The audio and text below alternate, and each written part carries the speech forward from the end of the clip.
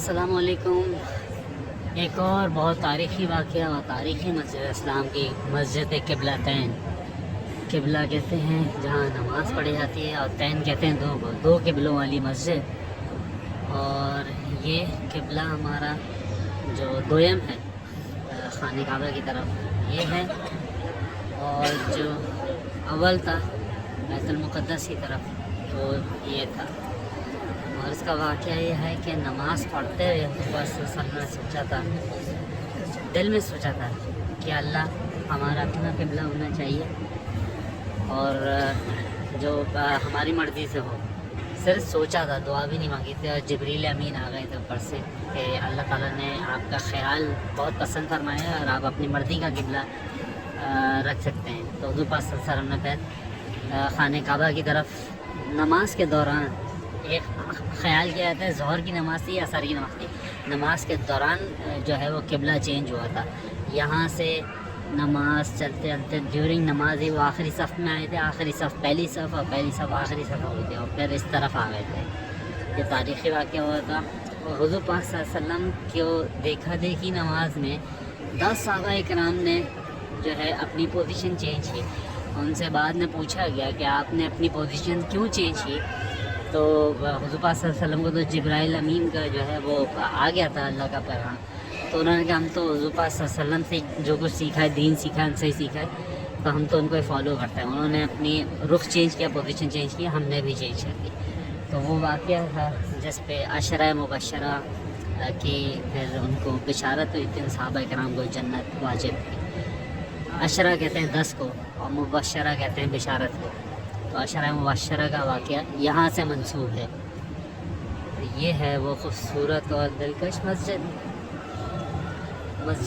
قبلہ تین، 2 قبلوں والی مسجد۔ اس کو ہم ابھی آپ کو باہر سے بھی دکھائیں گے۔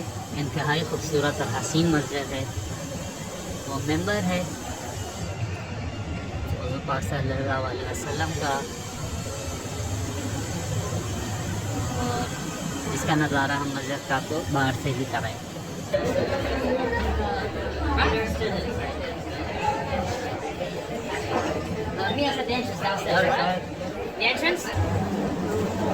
یہ مسجد کی ٹنل والی انٹرنس ہے جو سیدھا مسجد سے باہر لے کے جا رہی ہے، اور جب ہم اس میں انٹر ہوئے تھے تو ہمیں یہاں سے جو خوبصورت راستہ بنایا ہے مسجد میں اندر آنے کا۔ یہ مسجد قبلہ تین کا آؤٹ سائڈ ہے، اسی طرز کی بنی ہوئی ہے جیسے مسجد قباء ہے، مور اور لیس ایسی ہی بنی ہوئی ہے، تھوڑا سا چینج ہے۔ اور یہ اس کے 2 مینار ہیں جو قبلے کا بتاتے ہیں۔ رائٹ سائڈ والا جو ہے وہ کعبہ مکہ مکرمہ کی طرف جا رہا ہے، اور لیفٹ سائڈ والا جو ہے وہ مسجد اقصیٰ کی طرف ہے، قبلہ اول جو ہمیں بتایا گیا۔ اور اس کے چینج ہونے کی ہسٹری یہ تھی، حضور پاک صلی اللہ علیہ وسلم کے دل میں وہ خیال اس لیے آیا کہ ہمیں ہمارا اپنا ایک الگ قبلہ ہونا چاہیے۔ کہ یہودی بولتے تھے کہ ہم بھی مسجد اقصیٰ کی طرف رخ کر کے اپنی عبادت کرتے ہیں، آپ جو مذہب لے کے آئے ہیں آپ بھی مسجد اقصیٰ کی طرف رخ کر کے عبادت کرتے ہیں، تو ہمارا اور آپ کا مذہب تو سیم ہوا نا۔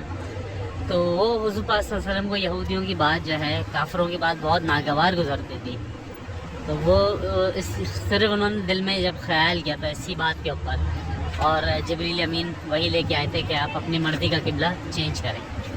سبحان اللہ۔